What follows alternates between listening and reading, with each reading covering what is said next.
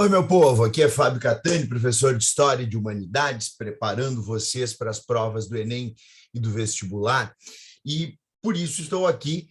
querendo fazer uma síntese, mas muito breve, da história do Afeganistão, para que nós possamos compreender, inclusive, aquilo que tem nos horrorizado os olhos diante das cenas mostradas exaustivamente de sofrimento agora, com essa refundação do Emirado Islâmico comandado pelos talibãs no Afeganistão. Já sabíamos de diversas das características que estavam vinculadas à vida, sobretudo feminina, e através de Malala Yousafzai, que nos trouxe muito do conhecimento do sofrimento que era ser mulher naquele universo do Afeganistão fundamentalista. Mas estamos chocados, evidentemente, com o desespero das pessoas tentando fugir a qualquer custo, colocando a própria vida em risco e muita gente morrendo mesmo, desesperados, e mais ainda com estas mães entregando os filhos sem saber se um dia ainda vão voltar a ver essas crianças, mas entregando essas crianças para os soldados, para tentar, pelo menos, que seus filhos tenham uma vida fora daquele radicalismo fundamentalista muçulmano que está sendo reconduzido ao poder através do grupo Talibã. Agora, vamos pensar o seguinte: o que leva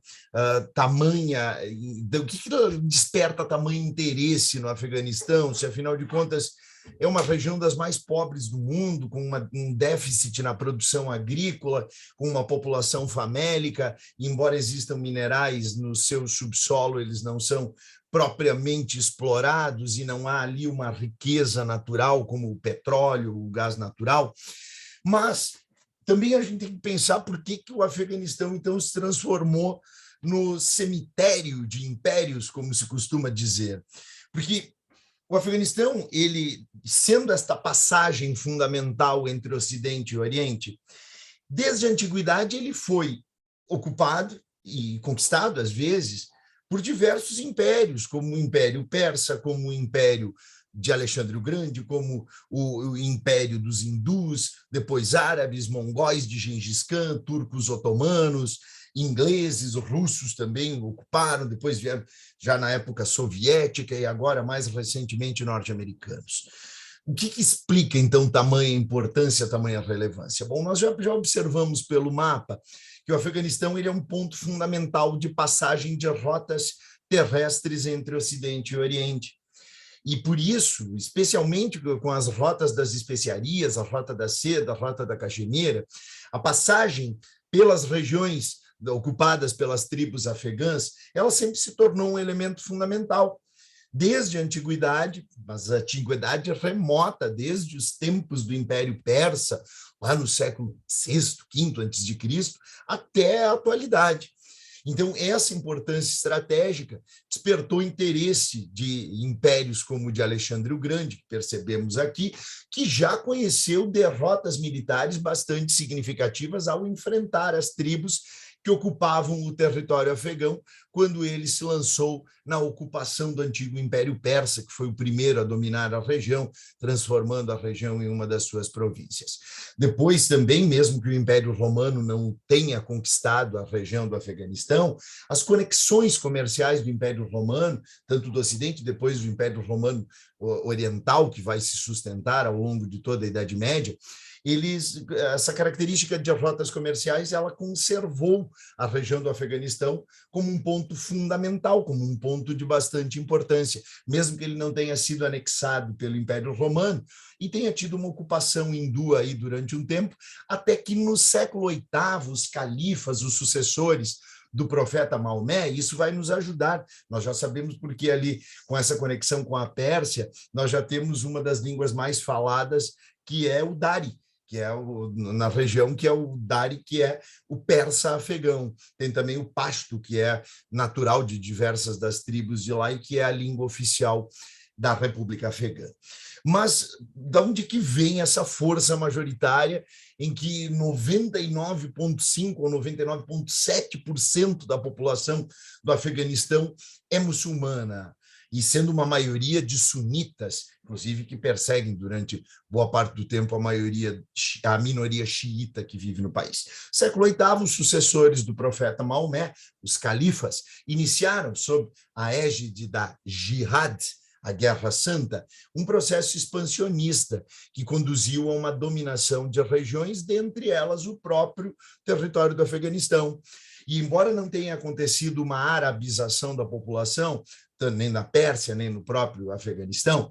nós tivemos, sim, uma absorção do pensamento islâmico, da filosofia islâmica, da religiosidade, do Corão, de diversos hábitos pautados pela Sharia, a lei islâmica, e até com os códigos de vestimenta do Islã, a jihad. E isso foi muito absorvido pelas tribos afegãs, e isso é um componente muito forte da população.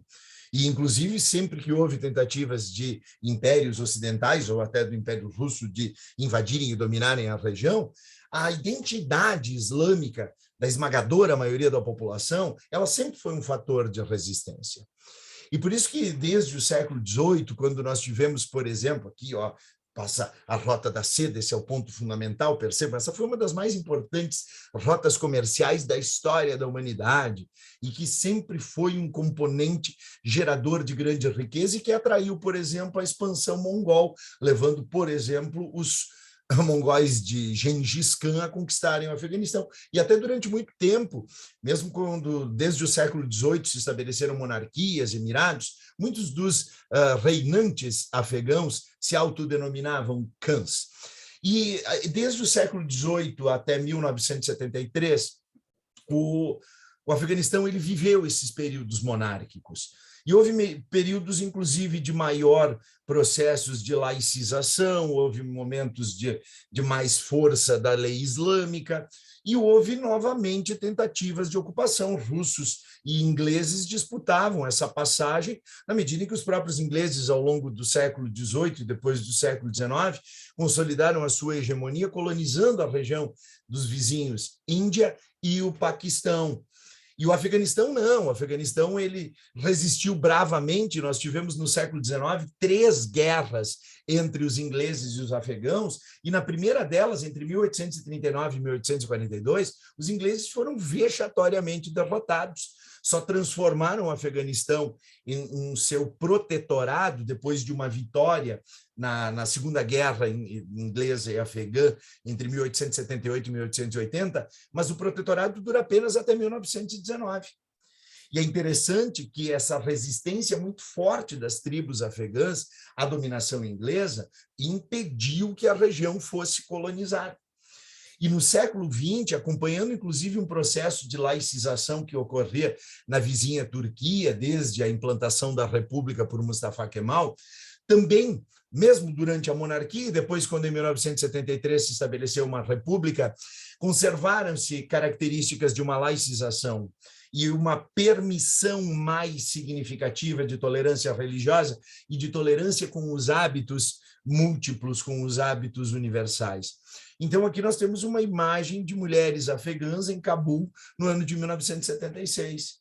o que representa exatamente essa presença de uma liberdade de escolha. Inclusive, as mulheres foram progressivamente conquistando espaços, inclusive a partir de 1979, buscando o direito ao voto. E é interessante que essa república ela vivenciou um golpe comandado pelo PDPA, com a Revolução de Saur, em 1978. Esse partido PDPA era um partido socialista, que inclusive se aliou aos soviéticos para iniciar um processo de reformas internas. Reformas estas que preconizavam não apenas a formação de uma reforma agrária nos moldes do socialismo, como também preconizavam a formação de um Estado que não era propriamente laico, mas um Estado ateísta. E isso deixou extremamente insatisfeitas grande parte das lideranças, e rebeliões contra estas transformações já aconteciam na maior parte, em 3/4 das províncias afegãs, quando houve uma transformação entre 1978 e 79, e os soviéticos se sentiram ameaçados nessa influência, numa área estratégica, nessa possibilidade de expansão soviética também. E em 1979, quando aconteceu a Revolução Radical Islâmica no Irã, com os xiitas tomando o poder, no Afeganistão aconteceu também uma derrubada do governo que até então era mais próximo da União Soviética, e mesmo que não houvesse uma tendência maior de afastamento, os soviéticos acabaram invadindo o Afeganistão em 1979.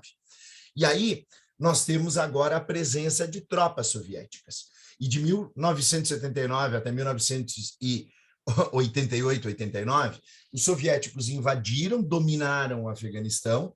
estabeleceram aquela ideia de tentar promover as reformas, implantando um monopartidarismo, implantando a ideia de um Estado laico e com uma vertente ateísta,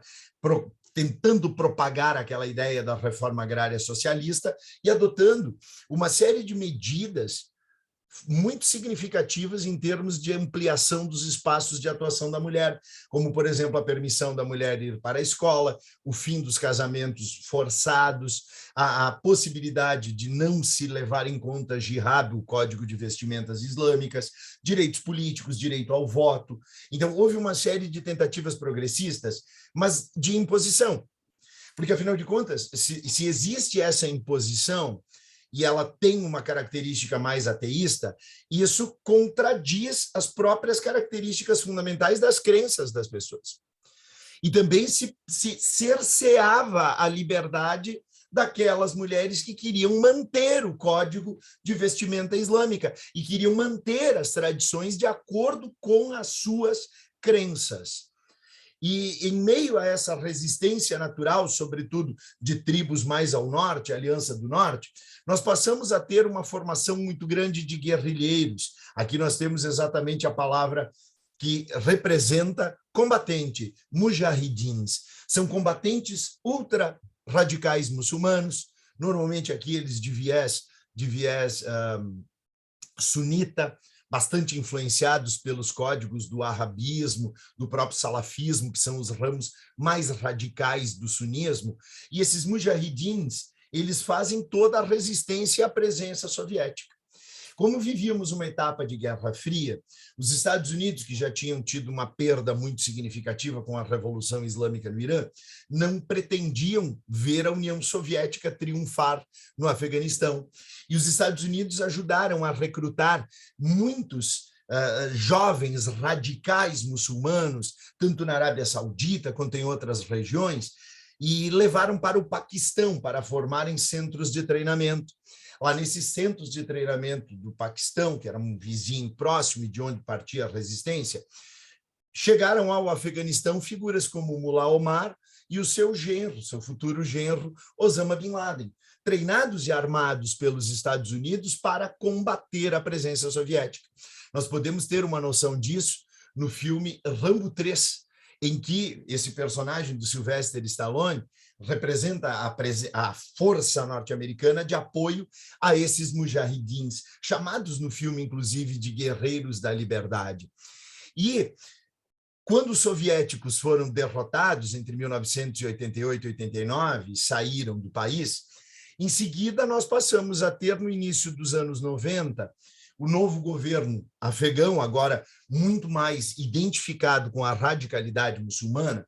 vivenciando períodos de guerra civil interna, e é nesse momento da guerra civil interna que se aglutinam exatamente grupos muito radicais, a maioria deles oriundos antes do Paquistão, e que formam o grupo Talibã, que cresceu enormemente em poder durante a década de 90 e em 96 acabou tomando poder. Só que antes disso o próprio Estado afegão entrou em atritos com a vizinha Índia por influenciar rebeldes da região da Caxemira. Nós tivemos também enfrentamentos com a Rússia, porque também o Afeganistão se envolvia com rebeldes chechenos, tensões com o Irã em função da repressão aos xiitas afegãos, que muitos deles fugiam, inclusive, para o Irã. Se durante o período da dominação soviética aproximadamente 100 mil afegãos foram mortos pelas tropas comunistas, a tempestade viria mais forte ainda com a ascensão do Talibã. O Talibã toma o poder em 1996, organiza uma força de radicalismo de um emirado islâmico, inicia-se um processo muito grande de perseguição a qualquer tipo de hábito que não estivesse indicado pela Sharia, a lei islâmica. E a partir dali também crescem as aproximações de grupos radicais do Afeganistão com outros grupos que se formavam. Tanto é que nós temos ali a formação da Al-Qaeda, a rede liderada por Osama Bin Laden, e que já havia sido responsável por ataques a embaixadas e ataques a lugares estratégicos comandados pelos Estados Unidos, na África, por exemplo, no Sudão. E o governo afegão negou-se a entregar para os norte-americanos Osama Bin Laden. Quando, em 2001, veio o atentado às Torres Gêmeas e ao Pentágono, assumido pela Al-Qaeda, os Estados Unidos lançaram aquela doutrina Bush, a guerra contra o terror, e iniciaram a invasão ao Iraque, inclusive promovendo prisões massivas, concentrando prisioneiros dos diversos grupos radicais muçulmanos em Abu Ghraib, onde soldados norte-americanos profanavam o Corão, e acabaram lá em Abu Ghraib reunindo os grupos que radicalizaram ainda mais, superaram a Al-Qaeda no Iraque e acabaram formando o Estado Islâmico. Só que, além da invasão ao Iraque, também houve a invasão ao Afeganistão. E já desde 2004, o George Bush, presidente norte-americano, bradava que havia eliminado o Afeganistão, e diversos dos talibãs estavam sendo levados presos para Guantánamo. A presença norte-americana se estabeleceu ainda durante o governo dos democratas, como o próprio Barack Obama, ali a sua vice Hillary Clinton, e enquanto os Estados Unidos afirmavam que tinha a situação sob controle, lá em 2010 o Wikileaks já mostrava que a grande parte do Afeganistão estava sendo reconquistado pelos talibãs. E é isso que se verificou assim que a retirada das tropas norte-americanas se fez, com a insurgência talibã imediatamente se mobilizando, e agora, em agosto de 2021, este grupo radical muçulmano, originário daquela radicalidade islâmica dos anos 80 e que só foi se radicalizando ainda mais, volta ao comando do Afeganistão. E espero ter ajudado com esta breve síntese da história do Afeganistão para que vocês acertem as questões do Enem e dos vestibulares. Beijos, obrigado.